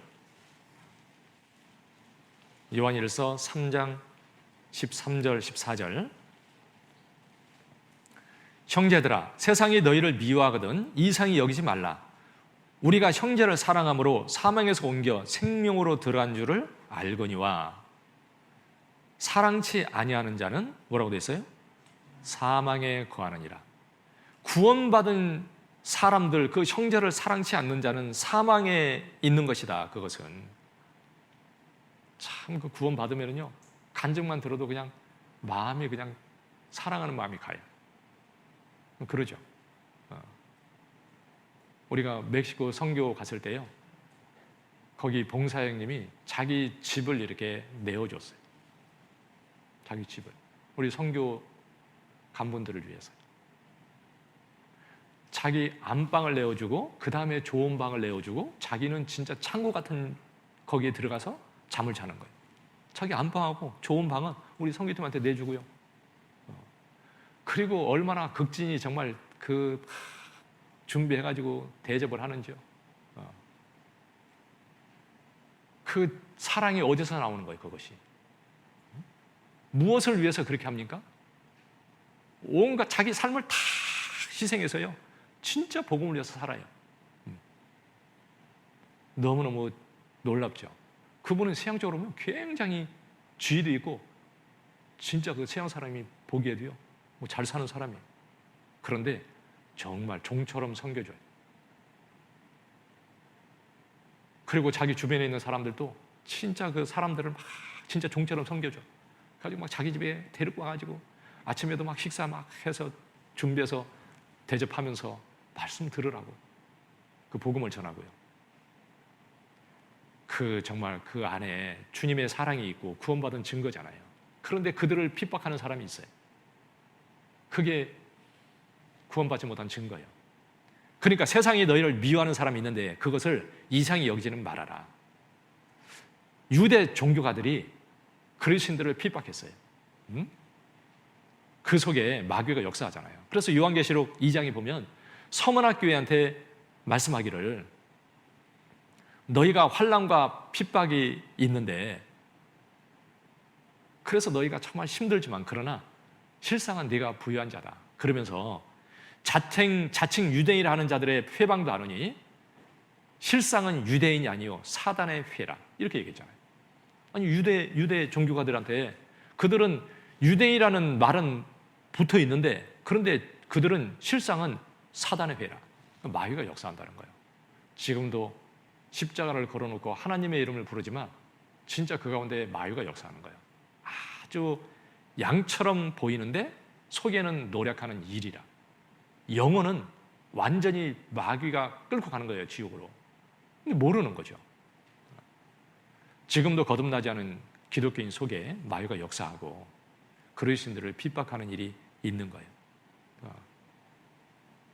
그러니까 그것이 너무 당연한 거라고 생각을 해야 된다고요. 제가 엊그저께 이렇게 옛날에 모두에 대해 간증한 것을 이렇게 제가 영상에 이제 컴퓨터에 이렇게 들어있는 게 있어서 제가 한번 이렇게 들어봤어요. 한 10년 정도 된 것 같은데요. 그 자매님이 이제 교회를 다녔는데, 교회를 다니다가 자기 이렇게 아이들하고 관계된 자매님이 있어서 그 자매님이 이제 말씀을 들어보라고 이렇게 권하니까 말씀을 들었어요. 그래서 이제 낮에 이렇게 낮 집회를 하는데 와서 5일 동안 말씀을 들었는데 구원을 받았어요. 그리고 이제 구원을 받고 나니까 너무 좋은 거예요. 막 세상이 달라 보여요. 너무 충만했어요. 야, 이 교회가 진짜 살아있구나. 이 교회를 다녀야 되는 모양이다. 그렇게 생각했어요. 이제 집에 가서 이제 있는데, 근데 주일이 이제 온 거예요. 근데 마음이 이렇게 자꾸 복잡한 거예요. 전에 다니는 교회를 가야 되나? 이 교회를 가야 되나? 이 교회를 가야 되는 게 맞는 것 같은데, 근데 전에 다니는 교회가 또 있어가지고 막 생각하다가, 그러면 일부 예배는 거기를 가고 그 다음에 또 11시에 여기 한다니까 이때 와서 여기서 말씀을 듣고 2개 다 듣자. 이렇게 이제 생각을 한 거예요. 일부 예배를 갔습니다. 말씀을 들었는데 말씀이 안 들어와요. 이게 아닌데 그런 생각이 들었습니다. 그리고 와서 이제 또 11시에 말씀을 듣는데 역시 이 교회가 살아있는 게 맞구나. 내가 있을 곳은 여기구나 생각이 되었습니다. 그래서 이제 또 찾아와서 이제 목사님하고 상담도 했어요. 이 교회에 내가 뿌리를 내리고 살아야 되는 게 맞구나. 확실히 섰습니다. 마음을 딱 결정했어요. 그러니까 전에 다니던 교회가 이제 이거 정리해야 되잖아요. 그래서 목사님을 찾아간 거예요. 또 이제 옛날 목사님. 찾아가서 얘기를 했습니다. 내가 정말 진리를 깨닫고 진짜 행복하고 이제 너무너무 기쁘고 감사하고 이제 천국 가게 되었고 너무 좋다고. 내가 이 말씀을 듣고 이제 구원을 받아서 너무 좋은데 이제는 나는 그 교회를 가야 돼서 이제는 이 교회는 못 나올 것 같습니다. 이렇게 말씀을 드린 거예요. 그러니까 그 목사님이 뭐라고 하겠어? 어디 교회 가려고 그러는데요? 그러니까 저기 있는 교회 있잖아요. 거기 침례에 가려고 합니다. 그러니까 목사님이 깜짝 놀라면서 거기 이단인데 거기를 가면 어떻게 되냐고 막 이제 얘기를 하는 거예요. 그런데 저는요 진짜 진리를 깨달았습니다. 이제 그러니까 저는 마음을 정했으니까 이제 뭐 그래도 갈 겁니다. 저는 거기가 봐도 잘못된 게 아무것도 없습니다. 그러니까 이제 목사님이 그러더래요. 그러면 내가 자리는 항상 비워놓을 테니까 언제든지 오고 싶을 때 다시 꼭 오세요. 그러더래요. 그래서 또 그랬대요. 그런 일은 절대 없을 거니까 기다리지 마세요. 그랬대요. 그리고 그렇게 나오는데 목사님이 또 그러더래. 진짜 행복합니까? 이렇게 물어보더래. 그래서 진짜 저 행복해요. 그리고 나왔대요. 정리한 거예요. 여러분 행복합니까?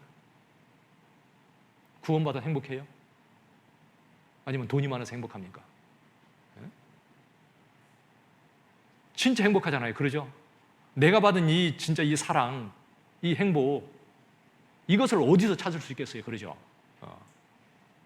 그런데 그 목사님 모르는 거예요. 그것을. 좀 생각이 있는 사람 같으면 그 교회가 진짜 그래? 그러면 그 목사님 한번 찾아가서 한번 만나봐야 되겠다. 그리고 찾아와야지 진짜 생각이 있으면. 그러죠? 진짜 뭐가 있나? 그런데 진짜 모르는 거죠. 우리는 확실히 살아있고 세상에 모르는 사람들이 핍박하는데 그런 거 이상히 여기지 마라. 내가 받은 거 너무 귀하고 그걸 받은 사람은 또 핍박도 받는데 그런데 그것은 내가 받을 거다. 그러니까 너무 당연하게 여겨라. 받을 걸 받는 거니까 담대하게 생각하라고 되어 있습니다. 그리스도인에게 핍박은 반드시 있어요. 그러니까 없으면 비정상이에요. 이 사도행전 14장에 보면은요, 사도 바울이 이제 1차 전도여행을 이렇게 하잖아요. 시리아 지역에 있는 안디옥에서부터 이제 거기 교회에서 이렇게 1차 2차, 3차 계속 복음을 전했잖아요. 1차 전도 여행은 아시아에 이제 가서 더베를 통해서 그 비시디아 안디옥의 교회에 있는 비시디아 안디옥에 가서 복음을 전하고, 그 다음에 이고니온에서 복음을 전하고, 그 다음에 또 누스드라 지역에 가서 이렇게 복음을 전하는 거예요. 그래서 이제 구원받는 사람이 이렇게 생겼어요. 그런데 누스드라에서 복음을 전하는데 안디옥하고 이고니온에 있었던 그 유대 종교가들, 그 유대인들이 바울을 막 이단이라고 이상한 걸 전한다고 그러면서 찾아와가지고 바울을 돌로 때려서 죽여버리려고 돌로 쳤는데, 진짜 바울이 죽은 줄 알고 성 밖에 버렸는데, 그런데 다시 살아났어. 살아나서 또 복음을 또 전했습니다. 누스라에서 복음을 전하고, 그 다음에 또 더베에 가서 또 복음을 전하고, 그래서 그 1차 전도 여행 때 이 네 곳에 이렇게 복음을 전해서 구원받은 사람이 생긴 거예요. 그리고 이제 바울이 또 정말 이제 다시 돌아오면서 그 누스드라에 자기가 돌에 맞아 정말 죽었다가 살아나는 그곳에 가서 성도들을 모아놓고 그때 한 얘기가 뭐냐면, 야, 너희 마음은 이제 굳게 해서 믿음에 거하라. 이제 대적자도 많고 핍박도 있고 내가 돌에 맞아 죽을 뻔하다가 살아나지 않았냐. 그런데 그런 핍박이 이제 너희에게도 있을 것이다. 그렇게 얘기하지 않았겠습니까? 그러면서 얘기하기를, 우리가 하나님 나라에 들어가려면 많은 환난을 겪어야 할 것이니라, 이렇게 얘기해 줬어요. 그 이제 구원받은 사람들 아닙니까? 그러죠? 아마 뭐 한 달도 안 됐을 거예요. 그런데 정말 하나님 앞에서 마음을 굳게 하고, 이 대적하는 일이 있고 핍박이 있을 거지만 그러나 담대하라고 이렇게 얘기해 준 거예요. 그러죠? 그리고 그들은 그 믿음을 지켰을 겁니다. 우리는 뭐 그 정도의 핍박은 없지만 핍박은 있어요. 그러나 그것은 정말 담대하게 이겨야 되는 거예요. 의인은 고난이 많다. 그러나 여호와께서 그 모든 고난에서 건지시는도다. 시편 34편 19절에 그렇게 돼 있죠. 그러니까 우리는 그 가운데서 우리를 정말 주님 의지해서 그렇게 담대하게 이겨야 되는 거죠. 그리고 핍박이 없다면요, 그게 더 이상한 거예요. 핍박이 없으면 이상한 거예요. 그리스도인에게는. 마귀는 하나님을 대적하는 거기 때문에 그리스도인들이 주님을 위해서 사는 것을 대적하는 게 마귀가 하는 일이에요. 그런데 그리스도인들이 마귀가 역사를 안 넣는다면 이건 이상하잖아요. 그러죠? 마귀의 대적자는, 하나님의 대적자 마귀는 계속 그것을 회방하게 돼 있는데요. 그러니까 그리스도인들은 핍박도 있고 마귀의 회방도 있고 그것은 이상한 게 아닌 거예요. 오히려 없는 게 이상한 거예요. 그러니까 누가복음 6장 26절에 보면 뭐라고 하냐면, 모든 사람이 너희를 칭찬하면 화가 있도다. 저희 조상들이 거짓 선지자들에게 이와 같이 하였느니라. 이와 같이 했다는 것은 칭찬했다 그 말이에요. 그러니까 구약시대 거짓 선지자들은 진짜 사람들이 하나님과 상관없이 살면서 그들을 갖다가 칭찬했어요. 그런데 진짜 선지자는 핍박을 받았잖아요. 그러니까 모든 사람이 너희를 칭찬하면 화가 있다. 아이고, 뭐 천주교인이 만나도 나를 믿음이 좋다고 칭찬해 주시고, 불교 다니는 사람도 칭찬해 주고, 기독교인도 나를 칭찬해 주고, 아이고 좋다고 그러면 맞아요, 틀려요? 죽은 거지 이거야. 그렇죠? 이상하다고 해야 맞는 거예요. 제가 구원받고요, 내가 회사에서 이렇게 이제 교회 다니는 사람하고 이렇게 얘기를 했어요. 내가 구원받았다고 했더니 두 눈이 동그래가지고 이상하다는 거예요. 그런데 아무리 설명을 해도요, 진짜 복장 터지지 안 통해. 내가 이상하다는 거예요. 그게 됩니까? 안 되지. 그러니까 오히려 그리스도인들이 잘못했다고 막 핍박을 하는 거죠. 그러니까 모든 사람이 칭찬하면 오히려 내게 화가 있는 거예요. 나를 칭찬할 사람이 칭찬해야지, 칭찬을 안 할 사람이 칭찬을 안 할 내용을 가지고 칭찬하는 것은 진짜 그건 복이 없는 거예요. 어떤 분이요, 이렇게 이제 구원을 받았는데, 둘이 형제님하고 자매님하고 이제 이렇게 구원을 받았어. 그래서 친척들이 이렇게 이제 전도하는 거예요. 그런데 이제 이 형제님이 아주 세상과 타협해서 살면서 좀 시원찮아. 구원을 받았다고 하면서 시원찮게 사는 거예요. 이제 친척들 만나서 막 복음을 전한다고 이제 하는 거예요. 그런데 자매님은 어떻게 해가지고 막 복음을 전하려고 하는데 남편은 가면은 같이 술 먹자고 하면 술도 홀짝 맞아버리고 덕이 안 돼. 그러면서 뭐라고 하냐면, 아이고 그래도 같이 이렇게 마음도 해주고 같이 해줘야 그 사람들 전도하지 어떻게 자기처럼 해가지고 전도하겠냐고 막 그러는 거예요. 그러니까 사람들이 다 좋아해. 술도 마셔주고 같이 하니까 너무너무 좋아하는 거예요. 그러니까 아유 교회 다니도 이렇게 박서방처럼 그래야 돼. 칭찬해 주니까 그러면 그렇지 그랬어요. 그런데 다음에 시간이 지나가지고 이제 사람들이 얘기하는데 그러는 거예요. 자기들끼리 얘기하면서 아이고 있잖아 그 박서방은 가짜던데 보니까. 그걸 안 받은 사람이 그러는 거예요. 그 자매는 보니까 확실한데 그 박서방 이 사람은 영 그건 가짜야 보니까. 그리스도인 같지가 않아 그 말이에요. 사람들이 칭찬하지만 그런데 뒤에서는 뒤돌아서서 저건 아니야 이렇게 얘기하는 거예요. 왜요? 세상과 타협됐거든요. 그러니까 그리스도인이 핍박을 안 받는 것은 문제가 있는 거예요. 세상과 타협이 됐든지 복음을 위해서 살지 않든지 뭔가 삶이 잘못되어 있으니까 칭찬하는 거지. 바르게 살아보십시오. 왜 핍박이 없어요? 그러죠. 고난이 있게 돼 있습니다. 구원 안 받은 사람은 핍박을 안 받게 돼 있죠. 그러니까 고난이 있어야 정상이에요. 없는 것을 좋아하는 게 아니라 있는 것을 좋아해야 돼요. 우리는 하나님 앞에 정말 핍박을 받고 사는 것이 그게 정상입니다. 그리고 마귀의 그 역사는 두려워하지 마라. 그러니까 주님을 의지하고 내가 살면 이기게 돼 있어요. 그리고 그리스도인에게 하나님이 이렇게 고난을 허락해 주시거든요.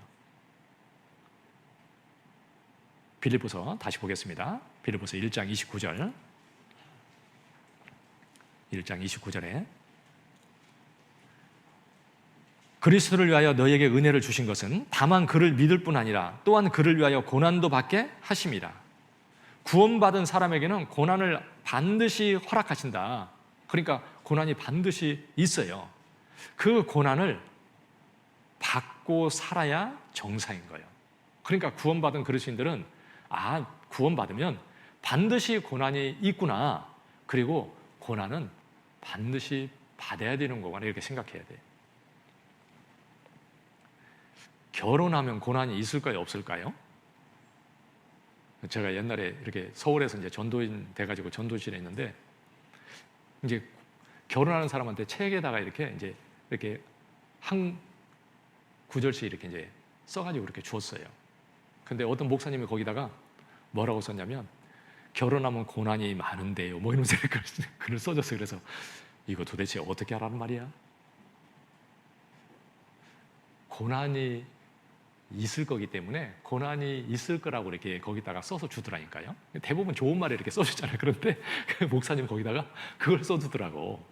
그래서 참 독특해서 제가 그걸 기억하고 있어요. 결혼하면 고난이 있어요.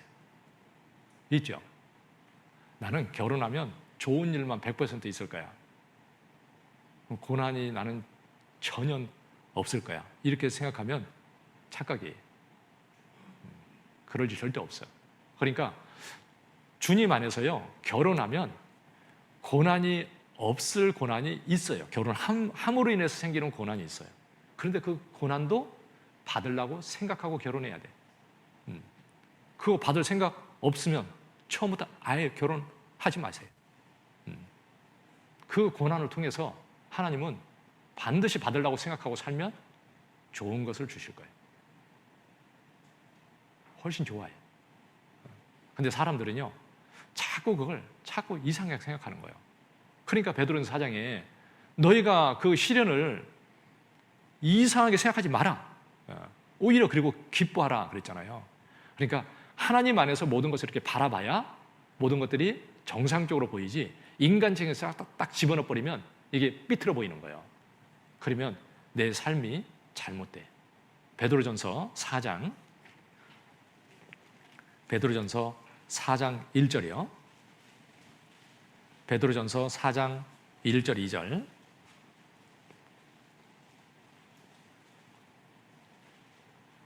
그리스도께서 이미 육체의 고난을 받으셨으니 너희도 같은 마음으로 갑옷을 삼으라. 이는 육체의 고난을 받은 자가 죄를 그쳤음이니 그 후로는 다시 사람의 정욕을 좇지 않고 오직 하나님의 뜻을 좇아 육체의 남은 때를 살게 하려 함이라. 여기 주님도 고난을 받으셨으니까 너희도 같은 마음으로 갑옷을 삼으라. 그러니까 고난을 받겠다고 마음의 각오를 하는 것이, 그것이 갑옷을 입는 거예요. 어떤 사람은요, 구원받았는데 뭐 집안에서 조금 핍박이 있으니까 그것 때문에 주저앉아서 안 나와요. 못 나와요. 이건 마귀의 화살이 그냥 계속 꽂히는 거예요. 왜요? 갑옷이 없으니까. 갑옷을 입으면 화살에 튕겨쳐 나가버릴 텐데 갑옷을 안 입으니까 그런 거예요. 아, 고난을 받고 살아야 마땅한 거구나. 내가 주님 앞에 고난 받고 살라고 마음 먹어야지. 그래서 고난이 오면 그것을 받고 내가 하나님께 그것을 이기게 해달라고 기도하면서 고난을 받고 살아야 되는 거예요. 그러면 다 이기게 돼 있어요. 그런데 고난을 아예 안 받으려고 그래. 그러니까 전혀 뭐 꼼짝을 못 해요. 마귀가 무서워서 꼼짝을 못 해. 왜 그래요? 갑옷이 없어. 그러니까 너희도 그 같은 마음으로 갑옷을 삼으라. 그 마음의 갑옷을 이렇게 입어야 되는 거예요. 그러면 이깁니다. 좀 어렵고 힘든 일이 있어도요, 아, 이것은 나에게 주님이 허락한 거야. 내가 받아야 되는 거야. 그리고 하나님이 이걸 통과해 주실 거야. 그러면 그런 생각을 하고 바라보면요, 모든 것이 다 긍정적으로 바뀌어요. 그리고 반드시 주님 의지하고 싸워서 이기게 돼 있어요. 근데 자꾸 그 주님 안에서 그걸 받으려고 생각을 안 하면 그것이 자꾸 짐이 되고요, 무겁게만 생각이 드는 거예요. 내 멍에는 쉽고 내 짐은 가벼움이라 그랬는데 너무 무거워. 마음을 먹어야 돼. 그래서 자기 십자가를 지고 나를 좇지 않는 자는 나의 제자가 되지 못하리라. 십자가를 지고 가겠다고, 주님이 지어주는 십자가는 내가 지고 가겠습니다, 이렇게 마음을 먹으면 그냥 편안해지고요, 그리고 그걸 이길 수 있는 힘이 생기고 기쁘고 감사해요. 왜냐하면 그 고난은 고난으로 끝나는 게 아니고 참으로 귀한 것이 되기 때문에. 그 고난을 통해서 하나님은 귀한 역사를 이루시고 그리고 나에게 참으로 귀한 걸 주시거든요. 베드로전서 4장 13절. 오직 너희가 그리스도의 고난에 참여하는 것으로 즐거워하라. 이는 그의 영광을 나타내실 때에 너희로 즐거워하고 기뻐하게 하려 함이라. 너희가 그리스도의 이름으로 욕을 받으면 뭐라고 돼 있어요? 복이 있는 자로다. 그러니까 복이 있는 사람은 주님의 이름으로 주님을 위해서 고난받고 사는 자가 진짜 복이 있는 거예요. 왜냐하면 영원한 영광하고 연결이 되니까. 그러니까 고난에 참여하는 것은 즐거워하라. 즐거워할 수 있어요. 우리는 주님 안에서 생각하면 즐거워해요. 5장 1절 보겠습니다. 5장 1절. 너희 중 장로들에게 권하노니 나는 함께 장로된 자요 그리스도의 고난의 증인이요 나타날 영광에 참여할 자로라. 저도 어제 이 말씀을 계속 읽으면서요, 참 너무 놀랍다, 이런 생각이 들었습니다. 여기 그리스도의 고난의 증인이요, 우리는 그리스도께서 고난받으셨고 그 고난을 통해서 나를 구원해 주셨고 그리고 이제 우리를 세상에 보내셨고 주님이 받은 그 고난 나도 조금 나에게 허락해 주시면서 그 고난받고 이제 날 위해서 살아라, 이렇게 부탁하시는 거예요. 그 고난은 제가 받고 살겠습니다. 그 십자가, 주님이 지신 십자가는 아니더라도 주님이 내게 허락한 그 십자가는 제가 지고 가겠습니다. 그 고난을 내가 지고 가려고 하면 그 그리스도의 고난의 증인으로서 삶을 살 수 있는 거예요. 그 고난이 없이 주님을 증거할 수는 없잖아요. 그러죠? 그래서 우리는 그리스도의 고난의 증인이에요. 고난을 받고 살면서 주님을 증거하고 사는 사람인데, 그런데 우리는 그리스도의 고난의 증인일 뿐만 아니라 나타날 영광에 참여할 자로라. 나타날 영광에 참여할 자로라. 정말 주님이 다시 오실 때, 그때 영광스럽게 다시 오시는데 그 영광 앞에 우리를 세워주시기를 원하셔요. 그 영광에 참여할 자예요. 엄청난 거죠. 그러죠? 이 얼마나 놀라운 말이에요. 여러분, 천국이 어떻게 생겼을까? 상급이 도대체 뭘로 주신다는 걸까? 금 면류관을 세워주실까? 뭐 그게 좋은 거냐? 사람들이 세상에서 생각하니까 그게 그냥 좋은 거라고 해서 설명하기 위해서 그렇게 얘기하는 것이죠. 천국은 그런 곳이 아니에요. 이런 세상 비슷한 게 아니에요. 진짜 영광스러운 거, 그런 것은 우리 머리로 상상할 수 있는 게 아니라고요. 하나님이 누리는 영광, 그것을 어떻게 내가 상상할 수 있겠어요? 그런데 하나님이 영광을 누리는데 예수님이 이 땅에 오셔서 그 하나님의 뜻을 이루시고 하나님 보좌 옆에는 앉으셨어요. 그 영광스러운 영광에 들어갔어요. 그런데 예수님이 또 뭐라고 하냐면, 이제 이기는 우리에게, 이기는 자에게, 그 대적자 마귀를 이기고 그리고 주님을 위해서 고난받고 승리하는 사람에게 내 그 보좌에 함께 앉게 해주겠다. 그 하나님이 누리는 영광, 그 자리를 주겠다는 거예요. 엄청난 얘기죠. 우리는 그것을 얻을 사람이에요. 거기에 참여할 자다. 그 영광을 얻을 수 있는 자격이 있는 사람이에요. 그러죠? 그런데 그 자격을 진짜 내 것으로 만들려면 고난을 받아야 내 것으로 만들 수 있어요. 로마서 8장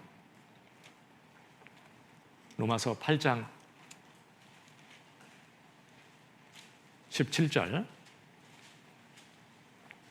로마서 8장 17절 18절이요. 자녀이면 또한 후사, 곧 하나님의 후사여 그리스도와 함께한 후사니 우리가 그와 함께 영광을 받기 위하여 고난도 함께 받아야 될 것이니라. 18절 같이 읽겠습니다. 생각컨대 현재의 고난은 장차 우리에게 나타날 영광과 좋게 비교할 수 없도다.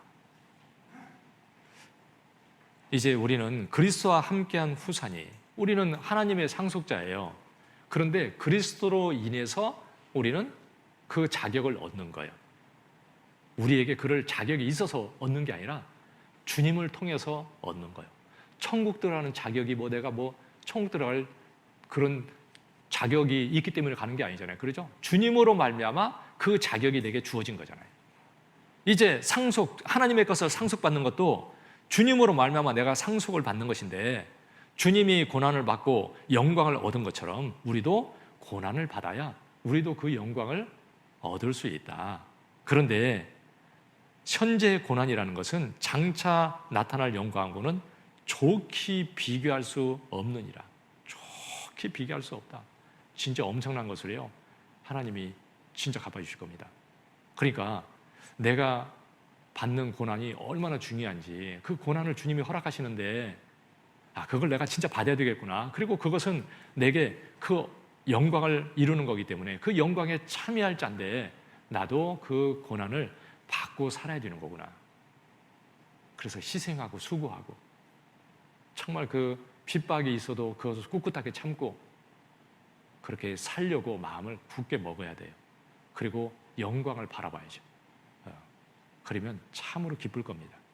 고난이 있을 때 주님이 그걸 통해서 주시는 영광을 바라보면 진짜 기뻐요. 나 같은 자가 도대체 무엇이길래 하나님이 나를 이렇게 인도하셔서 영광을 주시려고 하는지 그 주님의 사랑이 느껴지고 너무 감사하게 돼 있어요.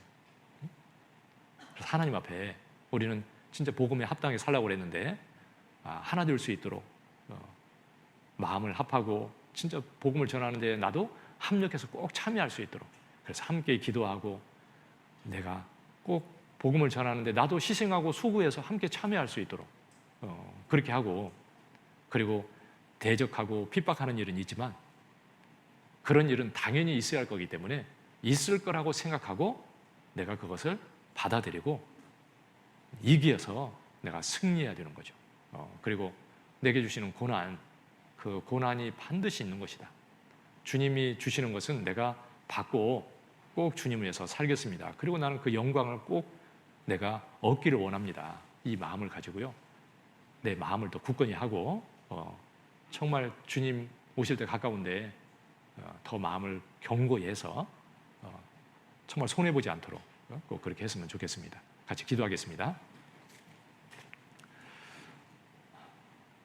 자비하시고 사랑이 무궁하신 우리 하나님, 우리를 구원해서 하나님의 귀한 자녀 삼아주시고 또 이 땅에 사는 동안에도 늘 함께 하시며 인도해 주시는 그 은혜에 감사합니다. 우리 주님께서 참으로 저희를 주님 앞에 또 영광스럽게 세워주시기를 원하시고 또 주를 위해서 저희 각자를 귀하게 사용하시기를 간절히 원하셔서 지금도 저희를 붙드시고 인도하시는 줄 압니다. 정말 어리석고 미련한 생각들 늘 깨우쳐 주시고 오직 하나님의 뜻이 무엇인지 잘 분별해서 온전히 주님 뜻대로 행할 수 있도록 하나님 도와주시옵소서. 언제나 사람의 생각을 하지 아니하고 오직 하나님 말씀 안에서 하나님의 뜻을 생각하고 오직 믿음으로 살아가는 귀한 삶이 될 수 있도록 우리 하나님 도와주시옵소서. 저희 가족들 한 영혼도 잃어지지 않도록 꼭 자비를 베풀어 주시고 속히 구원받을 수 있도록 그 영혼들 주님께서 낮춰주시고 말씀 앞에 이끌어 주시옵소서. 다음 주에 있는 학예 수양에 꼭 함께 해주시고 오직 하나님 저희 각자가 간절히 기도하고 잘 준비하고 참으로 저희 모두에게 아주 귀하고 너무 소중한 학예 수양이 될 수 있도록 우리 하나님 은혜를 베풀어 주시고 이번 수양회를 통해서 많은 영혼들 또 말씀을 듣고 구원받는 귀한 역사 이루어 주시기를 우리 주님께 간절히 부탁을 드립니다. 모든 것 주님 은혜의 손길에 부탁드리오며 우리를 참으로 사랑하시는 고마우신 예수님의 이름으로 기도드렸습니다. 아멘.